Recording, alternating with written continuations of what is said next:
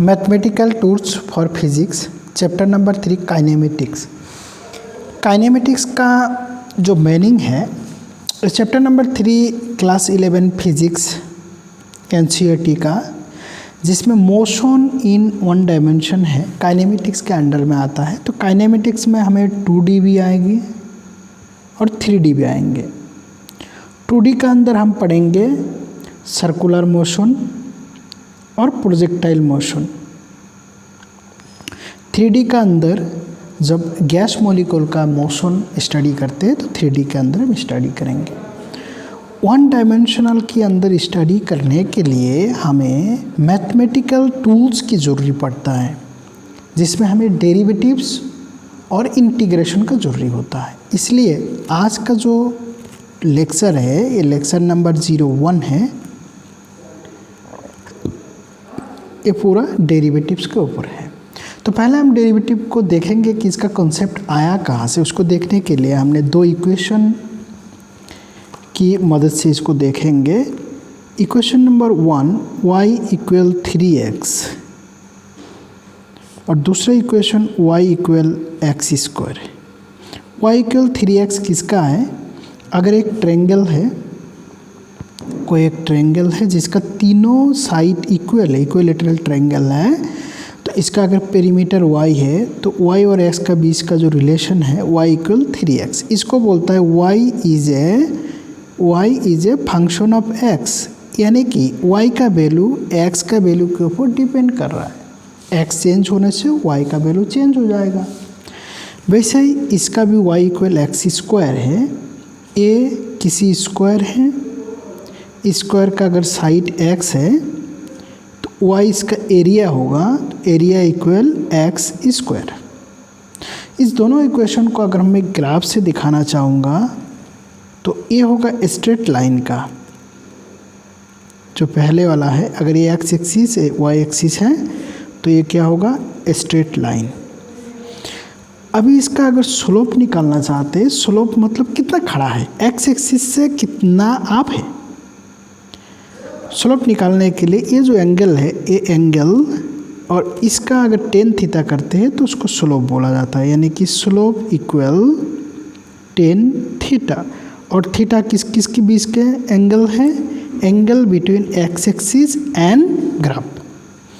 Same अगर इसका हम ग्राफ निकालते हैं तो इसका ग्राफ कुछ इस प्रकार होगा, जो कार्व्ड लाइन होगा इस प्रकार। अगर इस ग्राफ का यानी कि y इक्वल एक्सिस का ग्राफ का कार्व्ड लाइन का किसी पॉइंट में, मान लेते हैं इस पॉइंट में अगर हम स्लोप निकालना चाहते हैं तो उस पॉइंट में एक टेंजेंट खींचते हैं। टेंजेंट का मतलब है सिर्फ सिंगल एक ही पॉइंट में स्पर्श करता है, उसको टेंजेंट बोला जाता है। और वो जो एक्स एक्सिस पे जो एंगल बनाता है, उस एंगल का अगर tan से प्रोडक्ट करेंगे तो स्लोप हो जाएगा। तो स्लोप इक्वल tan थीटा। अगर मैं इस पॉइंट में निकालना चाहता हूँ तो यहाँ पर एक टेंजेंट खींचूंगा तो इसका एंगल क्या है? डिफरेंस है। यानी कि अगर कार्व्ड लाइन होता है तो कार्व्ड लाइन के केस में हर एक पॉइंट में अलग अलग एंगल बनता है, तो अलग अलग स्लोप बनेगा। तो इसका अगर स्लोप 1 दे देता हूँ तो थीटा 1, तो दूसरा पोजीशन में आ जाएगा हमारा स्लोप 2 इक्वल tan थीटा 2। ठीक है, ये हो गया स्लोप। ये जो स्लोप का स्लोप जो है, इस स्लोप से कंसेप्ट आया हमारा डेरिवेटिव्स। कैसे? अगर इसका स्लोप में निकालना चाहूँगा तो tan थीटा मान लेते, इस जगह पर मैंने स्लोप निकालना है, तो यहाँ पर मैंने एक ट्रायंगल बनाऊँगा। यहाँ इस ट्रायंगल से हमें tan थीटा निकाल सकते। tan theta equal perpendicular by base, यानी कि ए वाला डिवाइडेड बाई ए। तो इस वैल्यू हमें पता नहीं, अगर कोऑर्डिनेट से हम पता कर सकते हैं। यहाँ इसका वैल्यू अगर मैं मान लेता हूँ x1 y1 और इसका कोऑर्डिनेट x2 y2 है, तो ये वाला वैल्यू कितना होगा? यहाँ से लेके यहाँ तक कितना है? x1 है, और यहाँ से लेके यहाँ तक हो जाएगा, यहाँ तक x2 है। तो x2 माइनस x1 होगा ए वाला एरिया। सेम ए वाला होगा टोटल कितना y2 माइनस इतना सा इतना हो गया y1, तो y2 माइनस y1 यानी कि y2 minus y1 divided by x2 minus x1। ये हो गया हमारा स्लोप। इसको कभी delta y by delta x से भी डेनोट किया जाता है। लेकिन इस कर्व की केस में, इसकी केस में अगर मैं स्लोप निकालना चाहता हूँ तो 2 पॉइंट लेना होगा, ये पॉइंट और ये पॉइंट। इसमें अगर मैं ट्रायंगल बनाता हूँ तो ये ट्रायंगल तो बनेगा नहीं, क्योंकि ये कर्व है। ट्रायंगल बनने के लिए स्ट्रेट लाइन चाहिए। इसलिए ये जो पॉइंट, अगर इसको मैं नंबर 2 देता हूँ, इसको नंबर 1 देता हूँ, तो 2 और 1 नंबर इतना पास होना चाहिए कि जिससे कि जो हमारा स्ट्रेट लाइन जो हमने बनाया है और जो कार्व्ड दोनों लगभग एक जैसा हो। सेम इसका भी स्लोप क्या होगा, इस पॉइंट की स्लोप, ये पॉइंट में स्लोप अलग अलग है इसलिए मैं पॉइंट की स्लोप बोल रहा हूँ। अगर स्लोप थीटा 1 की बात करते हैं, यानी कि स्लोप 1 की बात करते हैं, तो tan थीटा 1 इक्वल, इसमें भी हम 2 पॉइंट ले लिया, y2 minus y1 divided by x2 minus x1 delta y by delta x। ऐसा करने से इसका स्लोप गलत निकलेगा, क्योंकि ये स्लोप बना नहीं। ये क्या बन गया, हमें जो टेंजेंट है, ये टेंजेंट और ये वाला जो लाइन है, ये लाइन अलग है। इसलिए हम क्या करते हैं, तो डेल्टा x यानी कि जो चेंजिंग है, जो 2 पॉइंट है 1 और 2 पॉइंट इतना क्लोज लेते हैं कि डेल्टा x टेंड्स टू 0, 0 नहीं है, लगभग 0। अगर ऐसा होता है तो इस पॉइंट को बोला जाता है dy बाई डी एक्स, यानी कि dy by d x equal हो गया स्लोप, इक्वल हो गया tan थीटा। और dx का वैल्यू कितना है, एकदम 0 की, लगभग 0। इसी को बोला जाता है डेरिवेटिव, यानी कि इसको बोलते हैं derivative of y with respect to x। दूसरा नाम इसको बोलता है change in y, rate of change of y, rate of change of y with respect to x। ठीक है, यानी कि x को चेंज करने से y में चेंज का दर कितना होगा, रेट कितना होगा, उसको बोलता है हम डेरिवेटिव। तो डेरिवेटिव का कुछ फार्मूला से हम देखेंगे कि क्या क्या फार्मूला से जो जनरली फिजिक्स में इस्तेमाल होता है। वैसे तो अगर डेरिवेटिव करना शुरू कर देंगे तो 2 दिन 5 दिन 10 दिन भी ख़त्म नहीं होगा, लेकिन हमें वो देखना है कि जो फिजिक्स में इस्तेमाल होता है, खास करके चैप्टर नंबर 3 में काइनेमेटिक्स में। ठीक, तो देखते हैं कि कौन सा इक्वेशन की हमें ज़रूरी पड़ेगी। पहला नंबर है, अगर किसी कांस्टेंट का हम डेरिवेटिव करते हैं, कांस्टेंट उसका होता है 0। For example d by d x 3, इसका कितना होगा 0। d by D R 3x, इसका कितना होगा 0, क्योंकि r की रिस्पेक्ट में r इसको समझता ही नहीं है, r इसका फंक्शन नहीं है। इसके लिए ये क्या है, x भी कांस्टेंट है, 0 हो गया। दूसरा है d by d x x to the power n equal n into x to the power n minus 1। For example d by d x x to the power 5 x to the power n इस case में क्या है 5 है, 5 into x to the power 5 minus 1, 1 minus हो जाएगा। ठीक है, 5 into x to the power 4। Same d by d x to the power अगर 8 हो जाएगा तो यहाँ पर 8 होगा, यहाँ एक्स टू दी पावर 7 हो जाएगा। ठीक, इस प्रकार।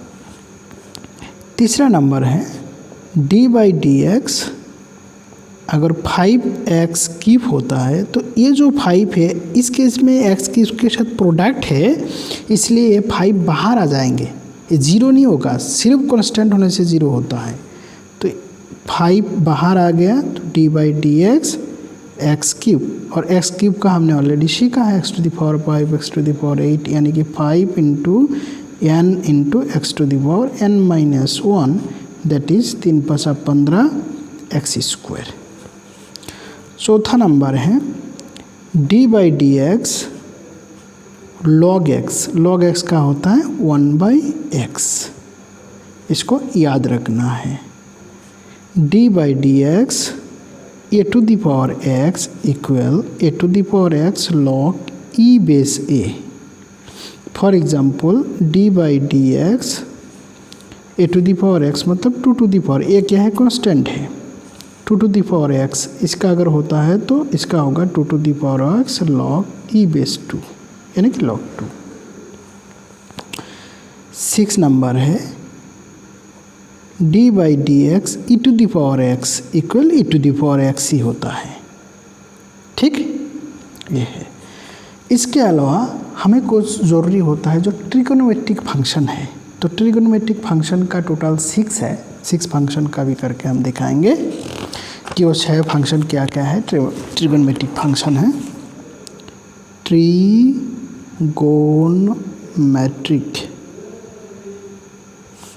फंक्शन।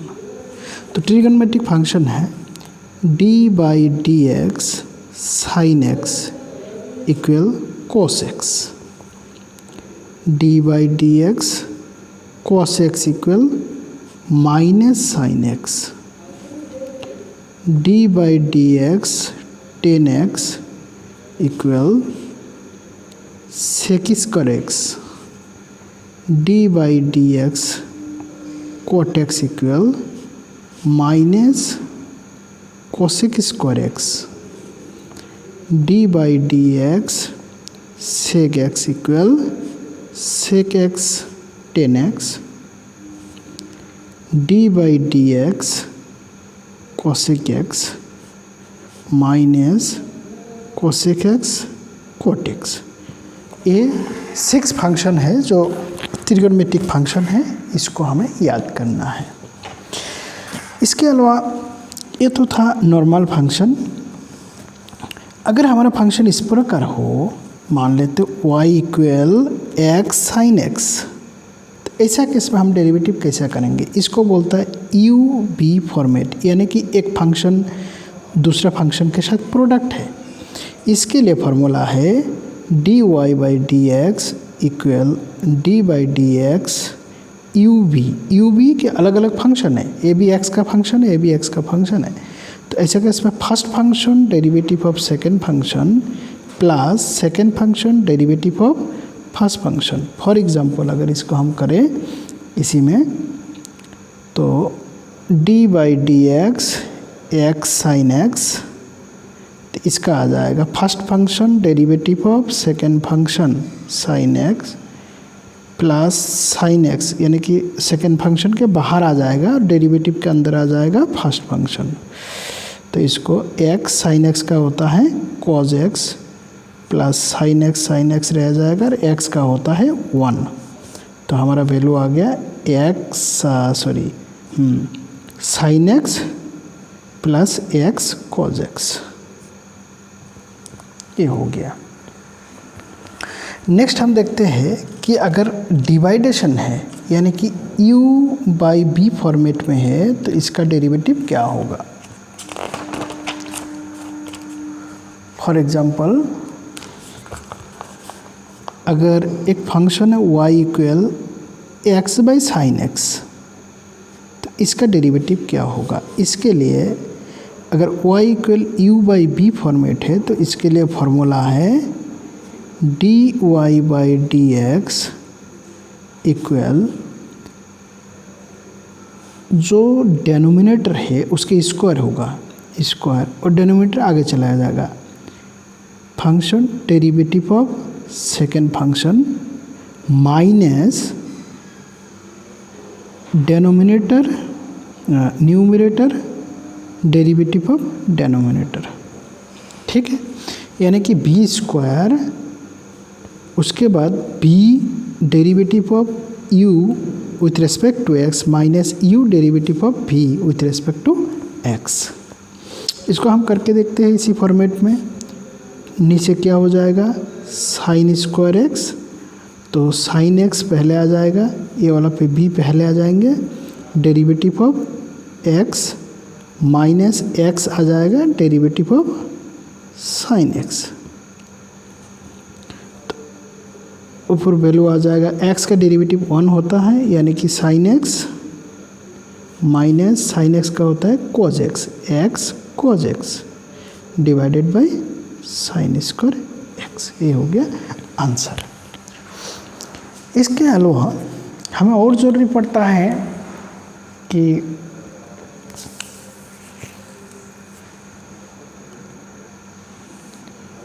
अभी हम देखेंगे चेन रूल। चेन रूल क्या होता है, क्योंकि जब फार्मूला में आता नहीं तो हम चेन रूल का इस्तेमाल करके कर सकते हैं। जैसे हमने ये तो जाना y इक्वल साइन एक्स, इसका अगर डेरिवेटिव करेंगे तो क्या हो जाएगा dy by d x equal cos x. लेकिन अगर एक फंक्शन ऐसा है कि y equal sine x square plus 1, तो इस केस में हम क्या करेंगे, इसका तो कोई फार्मूला है नहीं, तो ऐसा केस में हम चेन रूल का इस्तेमाल करते हैं। तो ऐसा केस में dy by d x equal जो हमें फार्मूला में आता नहीं उसको हम एज्यूम करते हैं x, तो dy by d x, d by sine x, x का मतलब क्या होता है cos x, cos x square plus 1, और जिसको हमने एज्यूम किया उसको दोबारा डेरिवेटिव करते हैं, डी बाई डी एक्स किसको एज्यूम किया एक्स स्क्वायर प्लस 1 को, तो वैल्यू आ गया क्या कॉस एक्स स्क्वायर प्लस 1, और इसका डेरिवेटिव करने से आ जाएगा 2x 2 माइनस 1 प्लस कॉन्स्टेंट का हो जाएगा 0, तो वैल्यू आ जाएगी 2 माइनस 1 मतलब x है 2x cos x square plus 1।